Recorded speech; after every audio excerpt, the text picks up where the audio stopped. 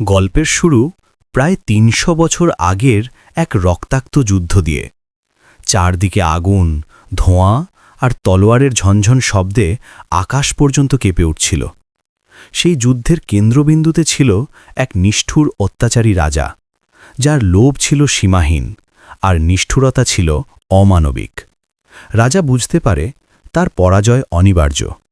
তখন সে তার অসীম ধনসম্পদ, সোনা, রত্ন আর অভিশপ্ত অলঙ্কার পাহাড়ের গভীর অন্ধকার গুহায় লুকিয়ে ফেলে।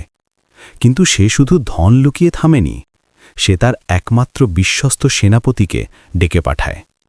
সেনাপতি ভেবেছিল তাকে শেষ লড়াইয়ের নির্দেশ দেওয়া হবে, কিন্তু রাজা ঠান্ডা চোখে আদেশ দেয়, এই ধন আমার আত্মার অংশ, তুমি এটাকে পাহারা দেবে চিরকাল। সেনাপতি কিছু বুঝে ওঠার আগেই তাকে গুহার ভেতরে শিকলে বেঁধে জ্যান্ত কবর দেওয়া হয়। তার চিৎকার ধীরে ধীরে গুহার অন্ধকারে মিলিয়ে যায়। গুহার দরজা বন্ধ করার আগে রাজার রক্ত দিয়ে এক ভয়ঙ্কর তুকতাক করে। তার কণ্ঠস্বর গুহার দেয়ালে প্রতিধ্বনিত হয়, যে এই সোনা ছোঁবে সে কোনোদিন মানুষ হিসেবে ফিরবে না। ঠিক সেই মুহূর্তে গুহার ভেতর থেকে ভেসে আসে এক অস্বাভাবিক গর্জন। মনে হচ্ছিল সেনাপতির চিৎকার থেমে গেছে, কিন্তু কিছু একটা এখনও জীবিত আছে সেখানে। আর ৩০০ বছর পর লোকেরা বলে মাঝরাতে পাহাড়ের দিক থেকে এখনও শোনা যায় শিকলের শব্দ। ধন সম্পদের গুজব আবার ছড়িয়ে পড়ে। একদল লোভী সশস্ত্র সেনা, যারা নিজেদের রিকভারি ইউনিট বলে দাবি করে, জঙ্গলে প্রবেশ করে। তাদের সঙ্গে আছে একজন অভিজ্ঞ শিকারী। সে ধনের জন্য আসেনি, সে এসেছে সত্য জানার জন্য। কিন্তু জঙ্গলে পা রাখতেই তারা বুঝতে পারে এটা কোনো সাধারণ জঙ্গল নয়। গাছগুলো অস্বাভাবিক লম্বা, পাখির ডাক নেই, বাতাস ভারী, আর চারদিকে ধীরে ধীরে ছড়িয়ে পড়ছে এক ধরনের নীল রঙের কুয়াশা। প্রথমে তারা ভাবে এটা কেবল প্রাকৃতিক কিছু, কিন্তু কয়েক মিনিটের মধ্যেই সব কিছু বদলে যায়। টুইস্ট: কুয়াশার অভিশাপ। যার নাকে এই কুয়াশা ঢোকে, সে হঠাৎ তার জীবনের সবচেয়ে প্রিয় মানুষটিকে সামনে দেখতে পায়। কারো সামনে তার মৃত মা দাঁড়িয়ে হাসছে, কারো সামনে তার হারানো সন্তান হাত বাড়িয়ে বলছে, আমাকে বাড়ি নিয়ে চলো। সেনারা অস্ত্র ফেলে দিচ্ছে, কেউ কাঁদছে, কেউ ছুটে যাচ্ছে সেই বিভ্রমের দিকে। কিন্তু শিকারী বুঝতে পারে এটা বাস্তব নয়, কারণ সে দেখে একজন সৈন্য তার মেয়েকে জড়িয়ে ধরতেই তার গলা চেপে ধরা হচ্ছে। চোখের সামনে প্রিয় মানুষটি ধীরে ধীরে রূপ বদলায়, চোখ কালো হয়ে যায়, মুখ বিকৃত হয়, আর মুহূর্তেই সেটা হয়ে ওঠে এক বিভীষিকাময় ছায়া। জঙ্গল শুরু করে খেলতে। কুয়াশা শুধু বিভ্রম দেখায় না, এটা মানুষের মগজ ধোলাই করে দেয়। সৈন্যরা একে অপরকে শত্রু ভাবতে শুরু করে।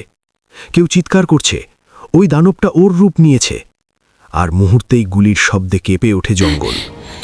একজন আরেকজনকে মারতে শুরু করে, কারণ তারা বিশ্বাস করছে সামনে দাঁড়ানো মানুষটা আসল নয়। শিকারী একমাত্র ব্যক্তি যে এখনও কুয়াশার প্রভাব থেকে নিজেকে সামলে রেখেছে, কারণ সে জানে এই জঙ্গলে সবচেয়ে ভয়ঙ্কর শত্রু বন্দুক নয়, মানুষের নিজের মনের ভেতরের ভয়। কিন্তু হঠাৎ সে নিজেও থেমে যায়।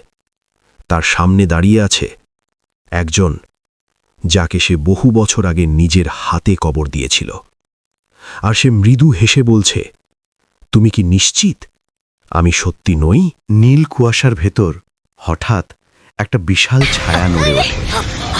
সৈন্যরা ভেবে নেয় এটাই সেই দানব। তার শরীর ফ্যাকাশে সাদা, যেন শতাব্দীর আলোহীন অন্ধকারে পুড়ে গেছে। চোখ দুটো জ্বলছে হালকা নীল আগুনে। হাত পা মানুষের মতো, কিন্তু চলাফেরা অস্বাভাবিক দ্রুত। কিন্তু সে আক্রমণ করে না, সে দাঁড়িয়ে থাকে, দেখে। যখন এক সৈন্য নায়িকার দিকে বন্দুক তোলে, হঠাৎ এক ঝলক সাদা ছায়া এসে তাকে ছিটকে ফেলে দেয়। সবাই ভাবে দানবটা শিকার করছে, কিন্তু আসলে সত্য উন্মোচন। নায়িকা কুয়াশার ভেতর পড়ে গেলে সাদা দানবটা তার সামনে হাঁটু গেড়ে বসে। তার চোখে হিংসা নেই, বরং আছে এক অদ্ভুত যন্ত্রণা। নায়িকার গলার লকেটটা কুয়াশার আলোয় ঝলসে ওঠে, একটা পুরনো প্রতীক, অর্ধচন্দ্রের ভেতরে খোদাই করা সূর্যচিহ্ন। সাদা দানবটা থমকে যায়। হঠাৎ তার চোখের নীল আগুন কেঁপে ওঠে। ফ্ল্যাশব্যাক ৩০০ বছর আগে। সে ছিল সেই রাজ্যের সেনাপতি, একজন নিষ্ঠাবান যোদ্ধা, আর সেই একই চিহ্ন ছিল তার স্ত্রীর গলার লকেটে। যেদিন তাকে জ্যান্ত কবর দেওয়া হয়, তার শেষ স্মৃতি ছিল স্ত্রীর কান্না। আর রাজা যখন অভিশাপ দেয়, সেনাপতির আত্মা মুক্তি পায়নি, সে বদলে যায় মানুষ আর দানবের মাঝামাঝি এক অস্তিত্বে। অভিশপ্ত রক্ষক। সে আসলে দানব নয়, সে হল অভিশপ্ত প্রহরী, যে সোনা ছুঁতে আসে সে তাদের থামায়, কারণ সে জানে সোনা ছোঁয়া মানেই মানুষত্ব হারানো। তার ভয়ঙ্কর রূপ আসলে অভিশাপের ফল। তার নীল চোখে যে আগুন, সেটা প্রতিশোধের নয়, অপূর্ণ ভালোবাসার। মায়। নায়িকা ধীরে ধীরে বুঝতে পারে এই দানব তাকে আঘাত করতে চাইছে না, বরং যখন কুয়াশা তাকে বিভ্রম দেখাতে শুরু করে, সাদা দানব তার কপালে হাত রাখে। অদ্ভুতভাবে কুয়াশা সরে যায়। সে গর্জে ওঠে, কিন্তু সেটা ভয় দেখানোর গর্জন নয়, এটা সতর্ক বার্তা। নায়িকা ধীরে বলে, তুমি আমাকে চিনেছ, তাই না? সাদা দানবের চোখে ক্ষীণভাবে এক ফোঁটা নীল আলো ঝরে পড়ে। মনে হয় সে কাঁদছে, কারণ নায়িকার লকেটের চিহ্ন তার স্ত্রীর রক্তের চিহ্নের উত্তরাধিকার। এখন তাদের মধ্যে তৈরি হয় এক অদ্ভুত সম্পর্ক, মানুষ আর অভিশপ্ত আত্মার। নায়িকা বুঝতে পারে এই দানবকে মুক্তি দিতে হবে, কারণ সে আসলে জঙ্গলের শত্রু নয়, সে এই অভিশাপের শেষ শিকার। গুহার গভীরে পৌঁছে তারা অবাক হয়ে যায়। চারদিকে স্তূপ করে রাখা সোনা, রত্ন, মুকুট, যেন শতাব্দীর ধনসম্পদ এখানে জমে আছে। ভিলেন হেসে ওঠে। এই সব কাহিনী, কুয়াশা, দানব, সব বাজে কথা। সে সোনার দিকে এগোয়, কিন্তু সাদা অভিশপ্ত প্রহরী হঠাৎ প্রচণ্ড গর্জন করে ওঠে, যেন সে থামাতে চাইছে। নায়িকা চিৎকার করে, সোনা ছোবেন না! কিন্তু ভিলেন শোনে না। সে সোনার স্তূপে হাত দিতেই সোনা ধীরে ধীরে ধুলো হয়ে উড়ে যায়। সবটাই ছিল মরীচিকা। সোনার নিচে একটি পাথরের বেদি, তার উপর রাখা এক অদ্ভুত জলজলে পাথর নীল সবুজ আলো ছড়াচ্ছে। এটাই আসল গুপ্তধন, অমরত্বের পাথর, অভিশাপের প্রতিক্রিয়া। ভিলেন লোভে অন্ধ হয়ে পাথরটি তুলে নেয়। মুহূর্তেই গুহার দেওয়াল ফেটে যেতে শুরু করে। ফাটলের ভেতর থেকে বেরিয়ে আসে হাজার হাজার বিষাক্ত সাপ। শব্দে গুহা কেঁপে ওঠে। সাপগুলো যেন পাথরের রক্ষক। সাদা প্রহরী যন্ত্রণায় চিৎকার করে ওঠে, কারণ পাথরটি তার অভিশাপের কেন্দ্র। নায়িকা বুঝতে পারে এই পাথরই তাকে ৩০০ বছর ধরে জীবিত রেখেছে। চূড়ান্ত টুইস্ট, পাহাড়ের জাগরণ। হঠাৎ পুরো পাহাড় কাঁপতে শুরু করে। ধীরে ধীরে গুহার ছাদ ভেঙে আলো ঢোকে। নায়িকা বাইরে তাকিয়ে দেখে, মাটি নয়, ওগুলো আসলে বিশাল আঁশ। পাহাড়টা নড়ছে। পাথরটি ছিল শুধু অভিশাপ নয়, এটা ছিল সিলমোহর। এই পাহাড় আসলে এক বিশাল প্রাচীন ড্র্যাগনের পিঠ, যে শতাব্দীর পর শতাব্দী ঘুমিয়েছিল। পাথরটি সরাতেই ড্র্যাগনের হৃৎস্পন্দন আবার শুরু হয়। ভিলেন পাথর হাতে নিয়ে চিৎকার করে, আমি অমর! কিন্তু তার শরীর ধীরে ধীরে পাথরের মতো শক্ত হয়ে যায়। তার শিরায় নীল রেখা ছড়িয়ে পড়ে। অমরত্ব মানে জীবন নয়, এটা এক অন্তহীন বন্দিত্ব। আবেগময় মুহূর্ত। ড্র্যাগন জেগে উঠলে এই পাহাড় ধ্বংস হয়ে যাবে। সাদা প্রহরী নায়িকার দিকে তাকায়। তার চোখে আর হিংসা নেই, শুধু শান্তি। নায়িকা বুঝতে পারে অভিশাপ ভাঙার একটাই উপায়, পাথরটি ধ্বংস করতে হবে। কিন্তু পাথর ভাঙলে সাদা প্রহরীর অস্তিত্ব শেষ হয়ে যাবে।